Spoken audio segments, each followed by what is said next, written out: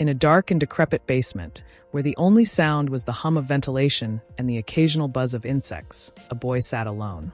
The walls were old, stained with time, and the wooden furniture looked ready to collapse under its weight. Every now and then, a bug would dart in through the faint light spilling from a tiny vent. This was his world, a suffocating, claustrophobic space that had been his prison for as long as he could remember. He muttered, his face contorting as he bit into something bitter.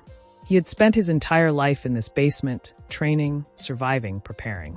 His father, a deranged man who had locked him here, constantly whispered ominous words. The apocalypse is coming. The boy barely remembered a life outside these walls. He didn't even know his name. His father had never called him by one, but he believed he had won, a gift from his mother.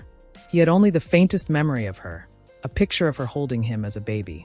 She must have loved me, he whispered to himself, staring at the image. But love, he had learned, was a fragile thing. His father's cruel voice pierced through the silence. Your mom. That is. She's dead. The boy froze. What do you mean? She died shortly after your birth, the man sneered, his laughter cold and mocking. She jumped off a bridge.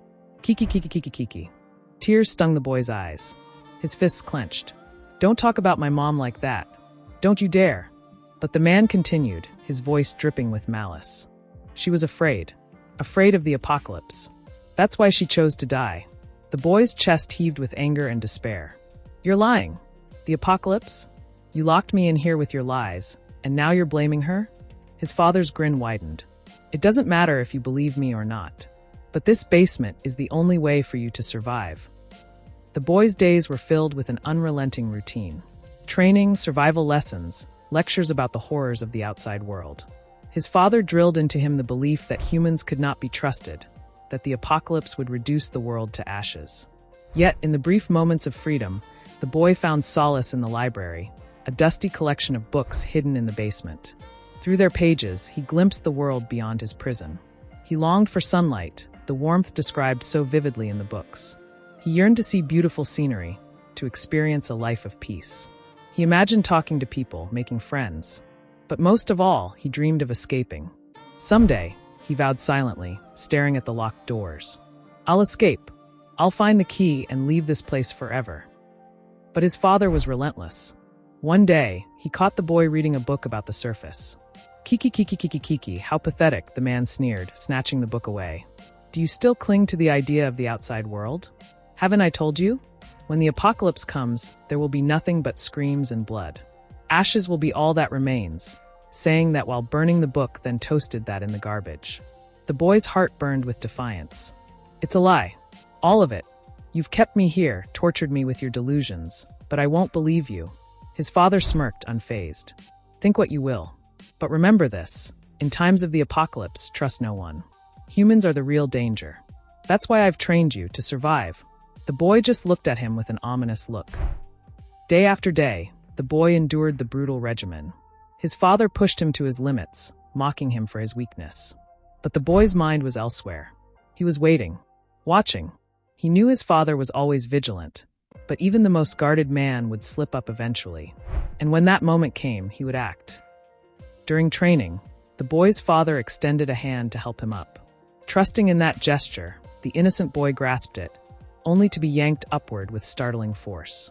In the next instant, he was tackled with ruthless precision, his small body hurtling against the cold, unyielding wall. If someone reaches out their hands to you, never trust them. You should be wary of humans the most, especially in times of the apocalypse. That is why I've trained you and taught you combat techniques, his father said in a concerned tone.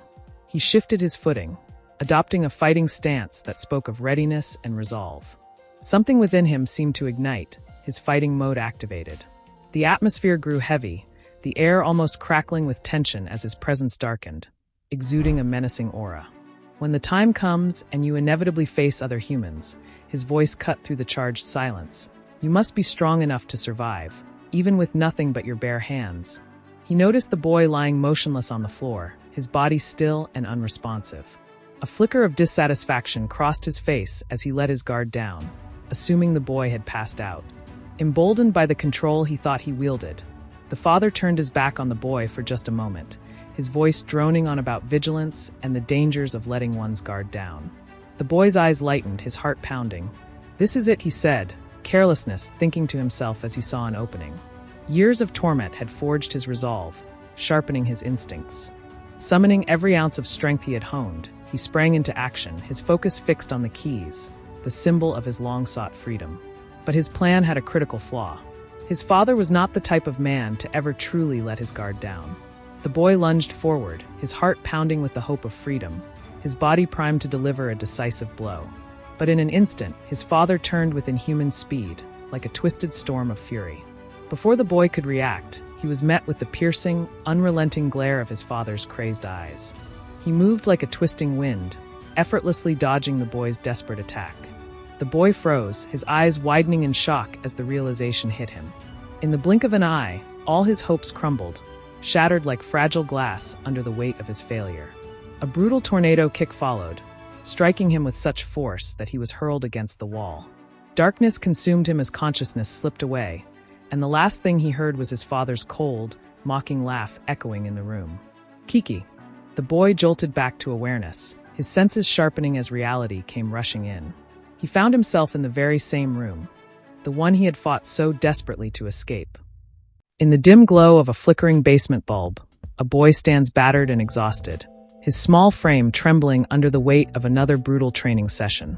Across the room, his father looms, his shadow stretching long against the damp walls. The man's voice slices through the silence, cold, unyielding, and cruel.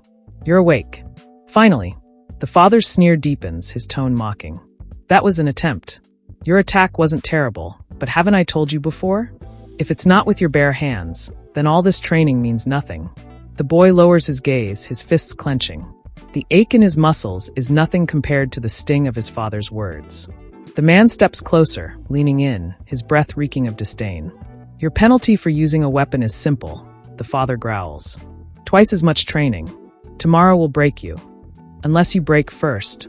A guttural laugh follows as he turns his back, his boots thudding against the concrete. "Get some rest, boy. You'll need it." Kikik. The boy lies on his cot, staring at the cracked ceiling above him. Sleep eludes him, but his mind is far from still. His father's taunts echo in his head, but deeper thoughts take hold, whispering truths he's dared not entertain until now. When he turns off the light, the boy thinks, his eyelids heavy but unclosing. All the electricity in the room cuts out for a moment. Everything goes silent. And if I concentrate hard enough, I can hear it. He shuts his eyes and listens, his breath steadying. Faint noises from above begin to creep into his awareness. The hum of machinery, the chirp of unseen birds, the distant chatter of life. Wheels turning, voices, a city bustling. It's daytime up there. The realization strikes like a bolt of lightning. His chest tightens as anger and clarity collide. He says it's night. He says the world is ending. But it's a lie. All of it. Memories swirl in the boy's mind. Hazy fragments of a life before this suffocating dungeon. A gentle face, a warm voice, a hand brushing his hair. His mother. Whenever I ask about her, he says she's dead. The boy muses, gripping his blanket as though it might anchor him. But everything he says is a lie. If she's not dead, she must be alive. Somewhere out there. I'll find her. I'll escape. No matter what. Determination ignites within him, cutting through the darkness. His fists tighten once more, not from exhaustion, but from resolve. The next morning, his father's mocking laughter shakes the basement walls. "Kikik. What is it?" The man speaks into a concealed device, his tone impatient. "I told you not to contact me unless it was urgent." "Fine. Let him live. For now." Upon receiving the devastating news, the father's expression shifted instantly, his face a canvas of shock and anguish. The phone slipped from his hand, hitting the ground with a dull thud. His knees buckled, and he collapsed, his body trembling as waves of uncontrollable sobs overtook him. Tears poured freely down his face, a torrent of grief laid bare, unfiltered and overwhelming. The focus shifts to the boy, now tightly bound to a chair, thrashing against his restraints, his movements wild and frantic. His voice trembles, equal parts fury and desperation. "What are you doing? Untie me." But his father only chuckles, his expression unreadable. "Plans have changed," the man declares, his voice cold as steel. "What plans?" the boy snaps, his heart pounding. "You said all this training was to survive the apocalypse." The father's lips curl into a chilling smirk. "Training's over. You're not going to be doing anything anymore. Not today. Not tomorrow. Not ever. A cold wave of panic crashes over the boy. His body tenses as he pulls against the ropes binding him. If I'm tied up like this, I won't be able to do anything. Enough. The father's voice cuts like a blade. You won't need your strength where we're going. The boy's mind races, his father's words twisting like thorns. Thoughts of his mother, the sunlit world above, and the lies he's been fed all churn within him. I can't let this happen. He thinks, sweat dripping down his temple. If I stay here, I'll never see her again. I'll never get out of this prison. Grim determination wells up in him as he begins to twist and pull at the ropes with all his might. Slowly, he feels them loosen, the fibers fraying beneath his efforts. I'll break free, he vows, his jaw clenched, no matter what. His father's laughter echoes once more, cruel and unrelenting, as the boy fights against his restraints. With a sudden, ferocious burst of strength, he launched the boy with a thunderous punch, sending him hurtling through the air as if gravity had momentarily let him go. The sound of rushing wind filled the boy's ears as he soared backward, landing hard but resilient.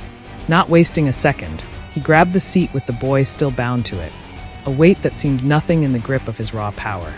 Another mighty thrust followed, a whirlwind of force that made the boy's surroundings blur. The seat went flying, shattering the air with a crack that echoed through the air like a war cry. The boy crashed to the ground, and in that moment, determination flickered in his eyes like fire. With a roar of effort, he flexed and tore through the bonds that held him, the bindings snapping and falling away. His chest heaved as he stood, victorious, and pride radiated from him like sunlight breaking through a storm. His heart pounded, his eyes wide with joy and triumph. He turned toward his father, a grin spread wide across his face, eager for approval, ready for praise. But his father was already there, close, too close, with a fist poised, shadowed, and menacing. For a heartbeat, the boy saw more than just the hardened warrior's expression he had known all his life. Behind that fierce facade, something else glimmered. Tears in his father's eyes seemed to catch the light in a way that made them almost beautiful. Beneath the mask of power and madness, there lay a man wrestling with sadness, an anguish that cut deeper than any battle wound. With the final punch, the boy was sent hurtling through the air, the world around him dissolving into a blur as his vision dimmed. Just before the darkness claimed him, the sorrowful face of his father hovered in his mind. A fleeting image that left him even more confused as the shadow of unconsciousness consumed him completely.